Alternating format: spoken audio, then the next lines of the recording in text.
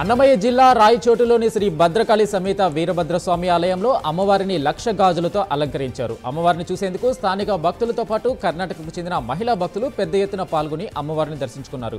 ఆలయానికి విచ్చేసిన భక్తులు తొలుత రాహుకాల పూజలు నిర్వహించారు.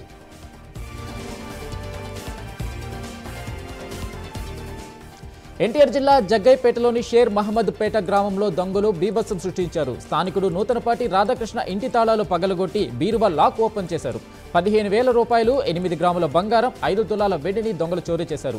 బాధితుల ఫిర్యాదు మేరకు పోలీసులు కేసు నమోదు చేసి దర్యాప్తు చేస్తున్నారు.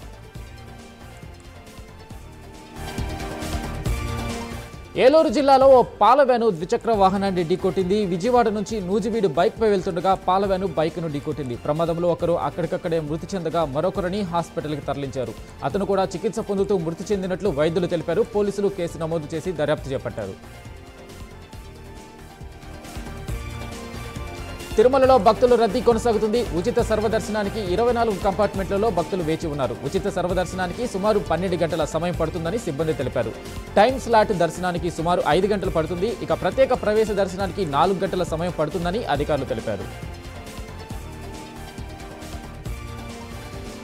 జూబ్లీహిల్స్ ఎన్నికల్లో కాంగ్రెస్ అభ్యర్థి నవీన్ యాదవ్ 25,000పై మెజారిటీతో గెలుపొందడం పట్ల నిర్మల్ జిల్లా ఖానాపూర్లో కాంగ్రెస్ పార్టీ శ్రేణులు సంబరాలు చేశారు. పట్టణ కేంద్రాల్లోని ప్రధాన రహదారిపై టపాసులు పేల్చి స్వీట్లు పంచుకున్నారు. తెలంగాణ రాష్ట్రంలో సీఎం రేవంత్ రెడ్డి హయాంలో అనేక సంక్షేమ పథకాలను ప్రవేశపెడుతున్నారని కాంగ్రెస్ నేతలు అన్నారు. జూబ్లీహిల్స్ ఎన్నికల్లో ప్రజలు కాంగ్రెస్ అభ్యర్థికే పట్టం కట్టారన్నారు.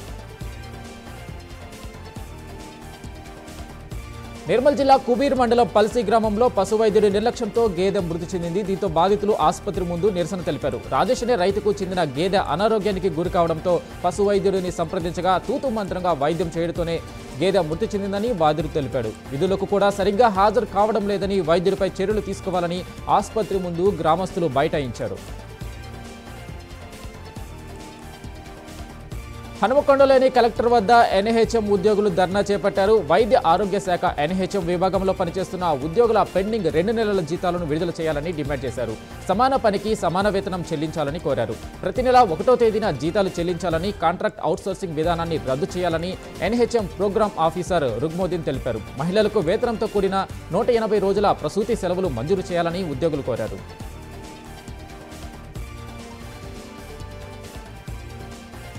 దేశ తొలి ప్రధాని జవహర్లాల్ నెహ్రూ జీవితం నేటి తరానికి స్ఫూర్తిదాయకమని మంచిర్యాల మున్సిపల్ కార్పొరేషన్ తూముల నరేష్ అన్నారు.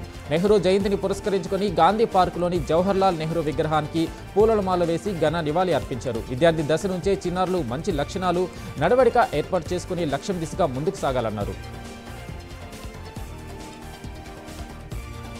జూబ్లీహిల్స్ ఉప ఎన్నికల్లో కాంగ్రెస్ అభ్యర్థి నవీన్ యాదవ్ జై కేతనానికి హనుమకొండలోని కాంగ్రెస్ శ్రేణులు సంబరాలు జరుపుకున్నారు. కాంగ్రెస్ ప్రవేశపెడుతున్న సంక్షేమ పథకాలకు ఆకర్షితులై ప్రజలు కాంగ్రెస్ను గెలిపించాలని కాంగ్రెస్ హనుమకొండ జిల్లా మహిళా అధ్యక్షురాలు బంక సరళ అన్నారు. ఏలూరు జిల్లా ముదినేపల్లి మండలంలో 58వ జాతీయ గ్రంథాలయ వారోత్సవాలు నిర్వహించారు. ఈ కార్యక్రమంలో ఎమ్మెల్యే కామినేని శ్రీనివాస్ పాల్గొన్నారు. అనంతరం బాలల దినోత్సవం సందర్భంగా బాలబాలికలకు శుభాకాంక్షలు తెలియజేశారు. మంచిర్యాల జిల్లా మందమరిలో ఈ నెల 30న జరిగే సిఐటియు మహాసభలు జరగనున్నాయి. ఈ కార్యక్రమానికి పెద్ద ఎత్తున కార్మికులు తరలివచ్చి విజయవంతం చేయాలని సిఐటియు నాయకులు రాజారెడ్డి పిలుపునిచ్చారు.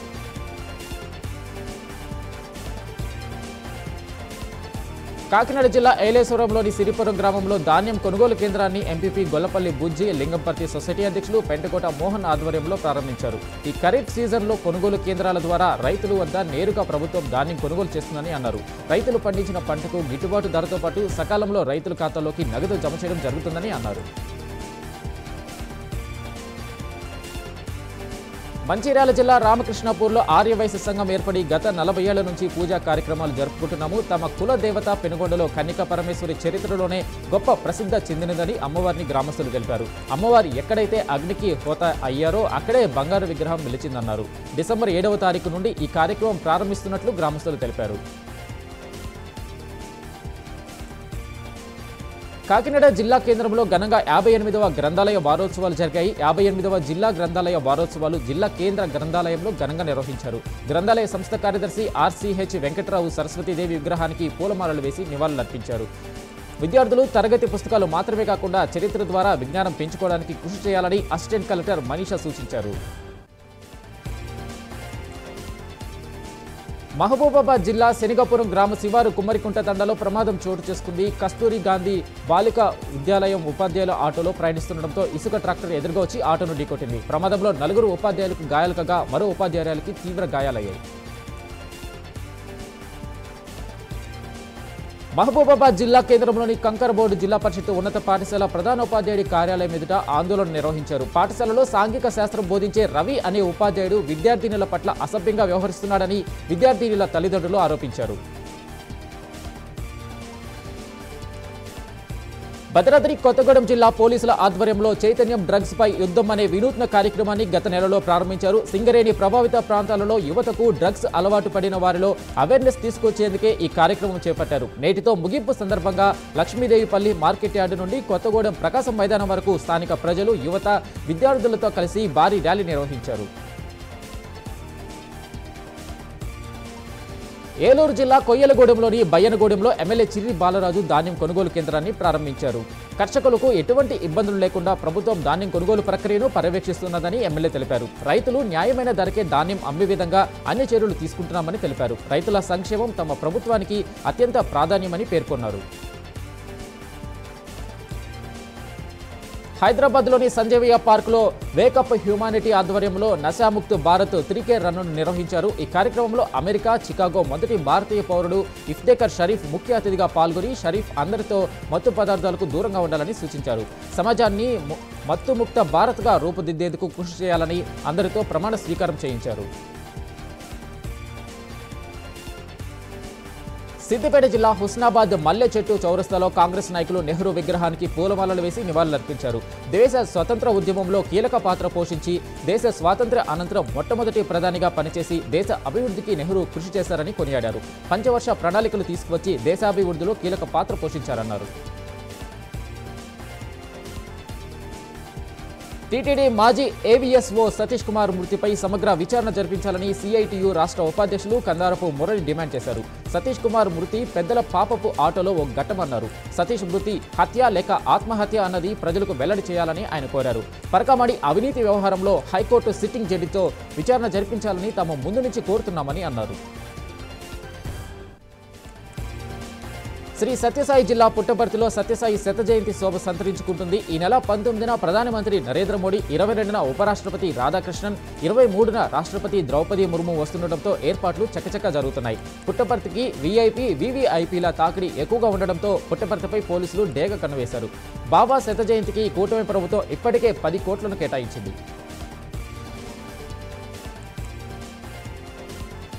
మహబూబాబాద్ జిల్లా కేసముద్రం రైల్వే స్టేషన్లో ఓ వ్యక్తి ట్రైన్ కింద పడి ప్రాణాపాయం నుంచి తప్పించుకున్నాడు. ఓ వ్యక్తి గూడ్స్ రైలు కింద నుంచి పట్టాలు దాటుతుండగా అకస్మాత్తుగా రైలు కదిలింది. దీంతో వ్యక్తి కంగారు పడకుండా రైలు పట్టాల మధ్యలో పడుకొని ప్రాణాలు దక్కించుకున్నాడు. మంచిర్యాల జిల్లా మందమరి పాత బస్టాండ్ చౌరస్తాలో కాంగ్రెస్ శ్రేణులు సంబరాలు చేసుకున్నారు. జూబ్లీహిల్స్ ఉప ఎన్నికలో కాంగ్రెస్ విజయం సాధించడంతో బాణసంచ కాల్చి స్వీట్లు పంచుకున్నారు. కాంగ్రెస్ ప్రభుత్వంపై నమ్మకంతో జూబ్లీహిల్స్ ఎన్నికల్లో కాంగ్రెస్ పార్టీ అభ్యర్థి నవీన్ యాదవ్ను గెలిపించారన్నారు. బాపట్ల జిల్లా చీరాలలో అగ్ని ప్రమాదం చోటు చేసుకుంది. చీరాలలో బొమ్మల తోటలో ఓ కొవ్వొత్తుల తయారీ కేంద్రంలో పెద్ద ఎత్తున మంటలు చెలరేగడంతో ప్రజలు ఉలిక్కిపడ్డారు. ఈ ప్రమాదంలో 3 బైకులు పూర్తిగా దగ్ధమయ్యాయి. వెంటనే ఫైర్ సిబ్బందిని ఘటనా స్థలానికి చేరుకొని మంటలను అదుపు చేశారు.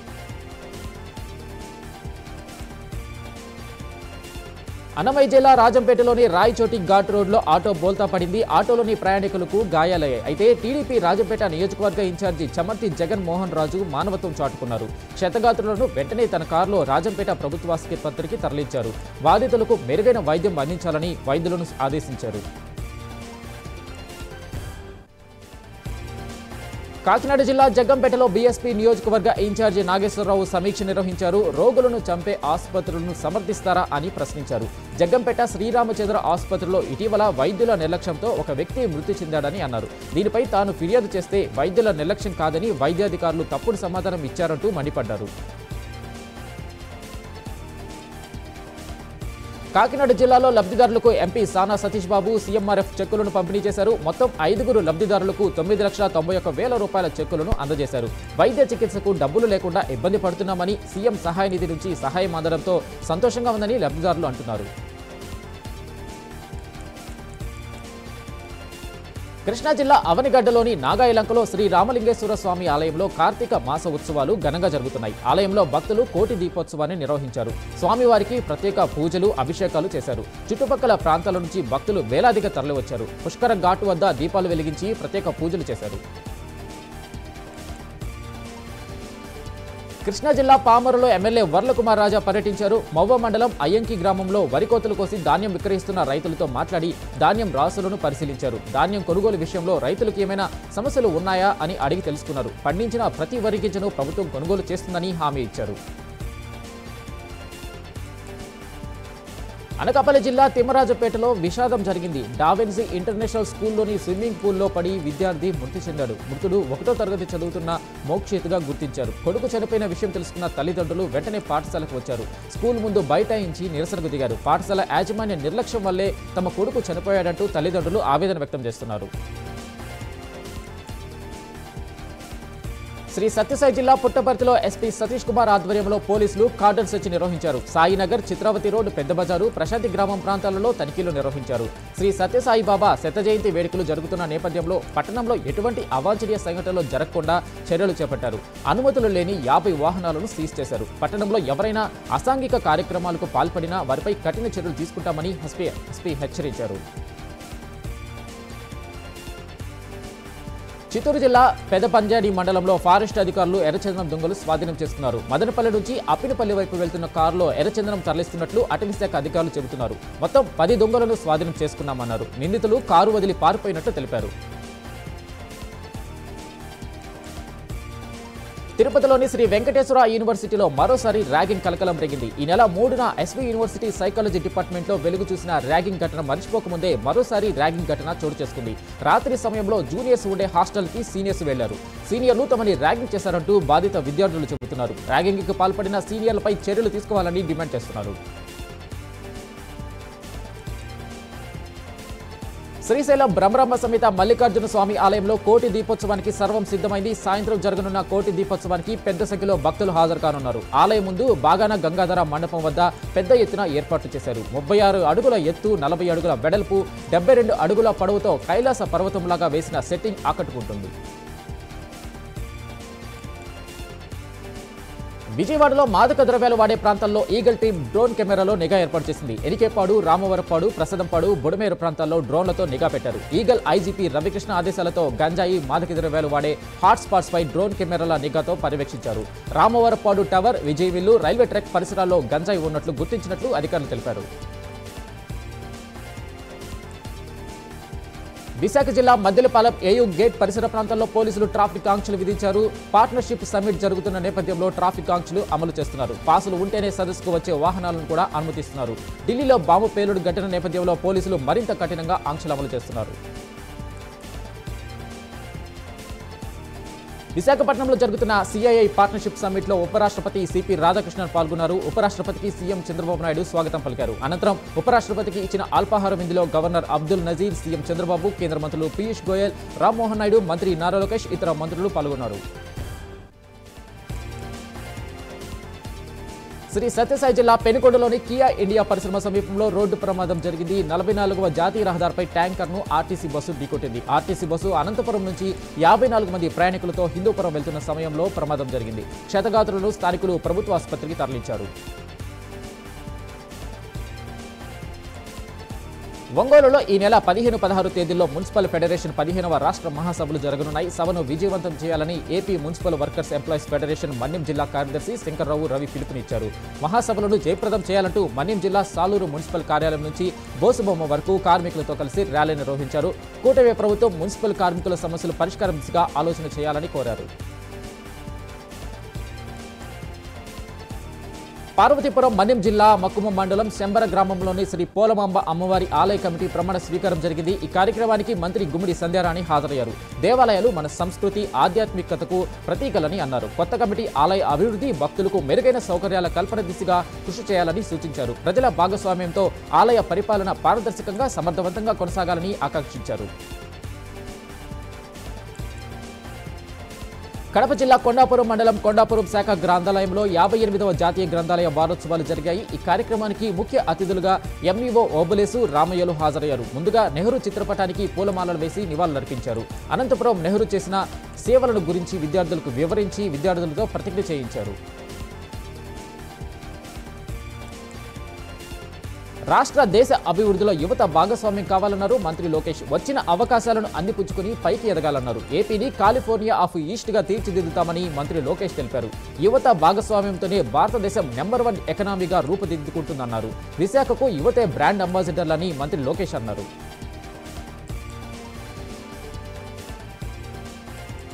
తెలంగాణలో పలు ప్రాంతాలలో మేకల దొంగతనాలకు పాల్పడుతున్న 5గురు దొంగలను అరెస్టు చేశారు పోలీసులు. వారి నుంచి 3 కార్లు, 1.5 లక్షల నగదు స్వాధీనం చేసుకున్నారు. పరారీలో ఉన్న మరో 2 కోసం గాలింపు ముమ్మరం చేశారు.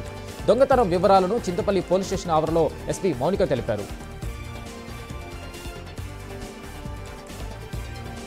భద్రాద్రి కొత్తగూడెం ఇల్లందులో రానున్న 3 ఏళ్లలో అర్హులందరికీ ఇందిరమ్మ ఇళ్లు కేటాయించడం జరుగుతుందని ఎమ్మెల్యే కోరం కనకయ్య తెలిపారు. 65 లక్షల అభివృద్ధి కార్యక్రమాలకు ఎమ్మెల్యే కోరం కనకయ్య శంకుస్థాపన, ప్రారంభోత్సవాలు నిర్వహించారు. ప్రభుత్వం అన్ని వర్గాల సంక్షేమమే ధ్యేయంగా ముందుకెళ్తుందన్నారు.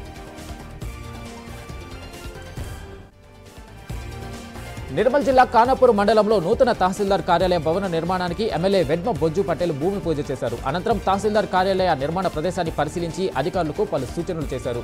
నిర్ణీత గడువులోగా పనులు పూర్తి చేసి ప్రజలకు అందుబాటులోకి తీసుకురావాలని ఆదేశించారు. ఛత్తీస్గఢ్లోని ఇంద్రావతి నేషనల్ పార్క్ అడవుల్లో భారీ ఎన్కౌంటర్ జరిగింది. దీంతో మృతి చెందిన మావోయిస్టుల ఫోటోలను బీజాపూర్ జిల్లా పోలీసులు విడుదల చేశారు. ఈ సందర్భంగా ఎన్కౌంటర్లో మృతి చెందిన మావోయిస్టుల నుంచి స్వాధీనం చేసుకున్న ఆయుధాలను కూడా పోలీసులు ప్రదర్శించారు.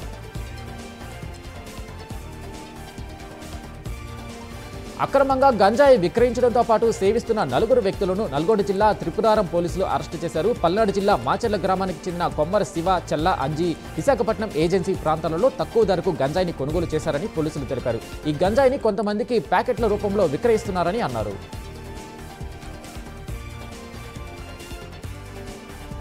భద్రాద్రి కొత్తగూడెం జిల్లా అశ్వారావుపేటలో వివాహిత నిద్రమాత్రలు మింగి ఆత్మహత్యాయత్నం చేసింది. తన్నీరు వాసవి అనే మహిళకు అశ్వారావుపేట మండలం గుమ్మిడిపల్లి గ్రామానికి చెందిన తన్నీరు మాధవరావుతో 9 ఏళ్ల కిందట పెళ్లి జరిగింది. పెళ్లి జరిగిన దగ్గర నుండి ఎప్పుడు మాధవరావు తన భార్యని అనుమానించి గొడవపడి వేధిస్తూనే ఉండేవాడు.